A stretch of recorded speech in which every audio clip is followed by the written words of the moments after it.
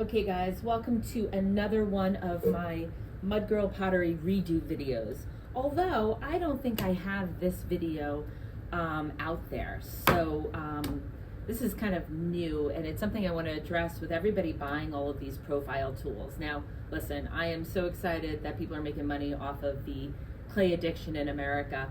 But sometimes I think those tools are a little harder to do things than it would be with your own fingers.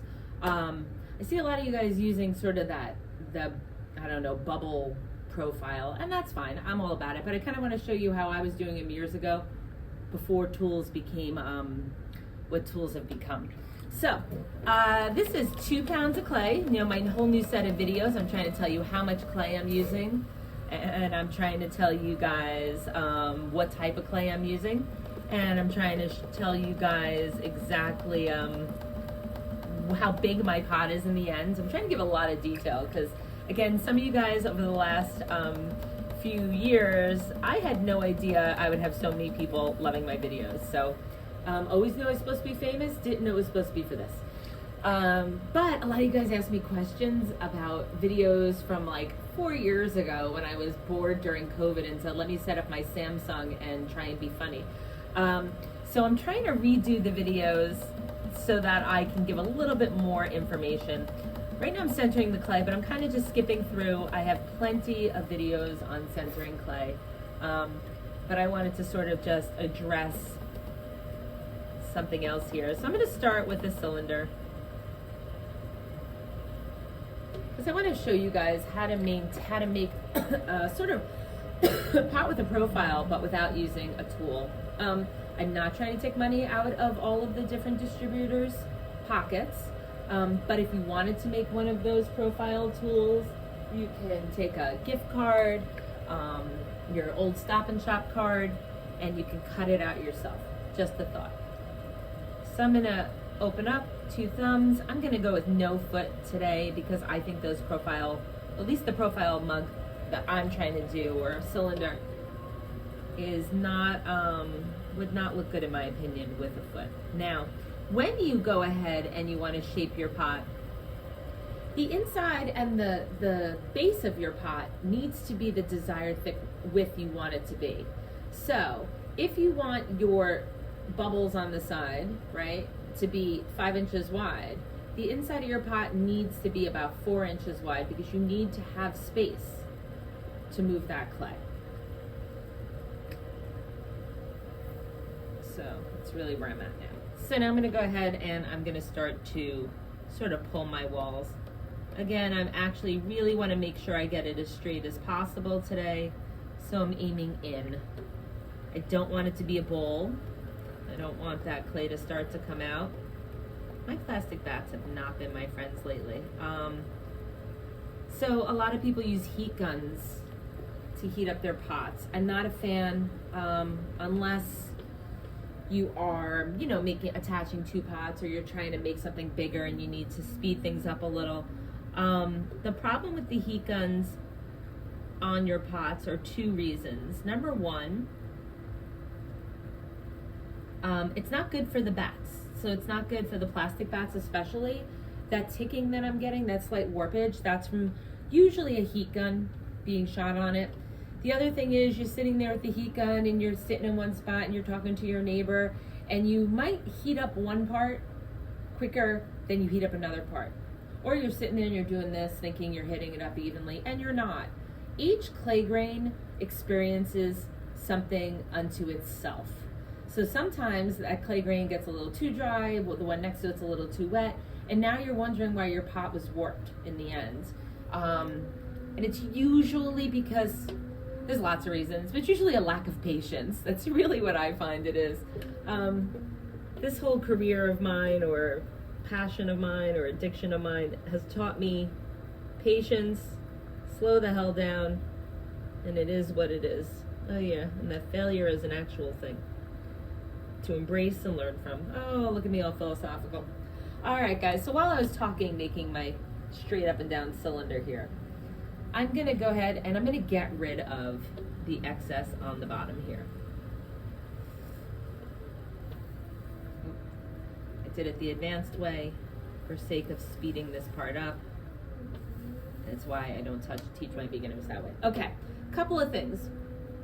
What I'm trying to do is sort of that now. Some people think that those profile tools are carving out your pot. You don't want thin, thick clay. That is not what's supposed to happen. You want your thin wall to be shaped into that profile. So when you are using one of those tools, you're not pushing that tool in. I know I should probably have one for the sake of showing you, but you guys all know what I'm talking about. It's all over the Instagram. What you're actually doing is the same way that I show people to shape their bowls by putting the sponge on the outside. You want to keep that tool on the outside and you want to push your wall that already exists into that spot. Or better yet, do it with these tools right here. Look at all these tools. You've got 10 of them. 10 of them attached to 2 big ones. Fingers. So what I'm going to do is I'm going to go in there and I'm going to take the clay and I'm going to push in here and in here. In here and in here. In here and in here. Let's see what happens.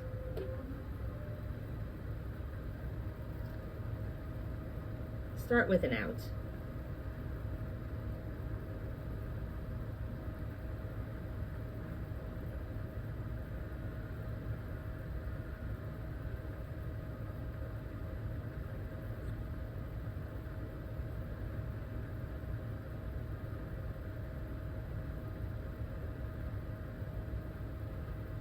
My goodness, look at that.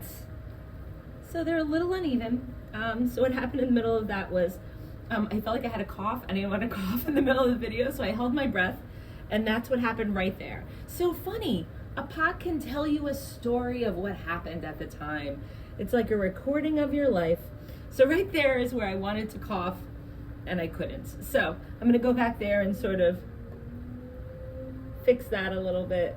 Get that one to be a little more bulbousy. Now, you guys may say, but I really like all those little edges of those tools and how they do it, and that's fine. You can like that. To me, it looks very machine made, but that's just me. You know, it's my doing this for 30 years, snobbery. Sorry, but to each is their own. But as you can see, I sort of just did it with my fingers. And what's really important is that right now the clay is doing this. It's not like thick and thin and thick and thin. It's sort of going on a journey. One of the most important things I'm noticing also is that a lot of you guys are buying these profile tools and you're ending your lip with it doing this way. So the problem with that is that no one wants to drink out of anything that is curved this way. If it's curved this way, the coffee gets left in there when you pour it on its side and you drink. So in order to get this coffee, you've got to dump your whole head back. And no one wants to drink out of that. So when you do stuff like this, guys, please, please, please, please, give it a lip that sticks out. Nobody wants to drink out of something that ends up curved inside. So even though that tool may end up with a circle on top, you want that to stop here and you want to fold that lip back. So this was a giant cup of coffee here. So I started with 2 pounds of clay. I really wanted to be able to make sure I can show you all the different sort of how many times I can get it done.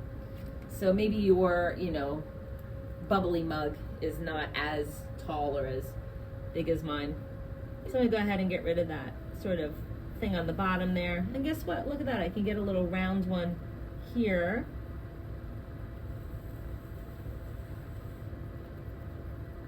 And come on out. All right, guys. So there we go. Sort of shaped, curved, sort of profile-y, mug made without a fancy tool. So as it looks like this is what I'm doing in my new videos. I'm gonna go ahead and cut this in half. And let's see what's going on. There we go, exactly what I wanted it to do. Again, a little thick. I had mentioned in my other videos, I'm working with brown bear and I've never worked with it before. I really don't want to push the limits of this clay without knowing about it, because don't have very much time to do these videos. Truthfully, this is the first time in probably 4 months that at 8 o'clock in the morning there is nobody in my studio. So that is crazy weird that I had the time. But anyway, I definitely could have went a lot thinner. But again, didn't want to push the clay too much for the sake of video. But as you can see what it's doing, evenly consistent wall all the way through without little pointy thin marks. And this was done without a tool, just these. So go ahead, try it on your own. See if you can pull it off without buying tools. Again, not against buying tools. Yay mud tools, yay all those other ones. Love you all, love your ingenuity. I'm an entrepreneur, I love all of it. But maybe you could do it without the tools. See how it works. Anyway, hope you're enjoying my new revamped videos. I'm hoping I'm giving you enough information. For 2 pounds of clay, I will tell you, lost the ruler again. All right, I was about to tell you how tall it is, and I'll put it in the comments because I can't find it. 2 pounds of clay, no foot, thick walls. I'm bad at oh, it's right here, guys. Sorry about that. So it is 5 inches high after the curviness. It probably definitely could have went to about 6 if I would have went 6.5 if I went thinner. 5 inches high, 6.5 if I went thinner, and then 5 inches wide. So hopefully that helps and gives you the information. So go ahead, follow, subscribe. Thank you so much for all the love. The comments really make every single day better for me. So have a great day. Have fun.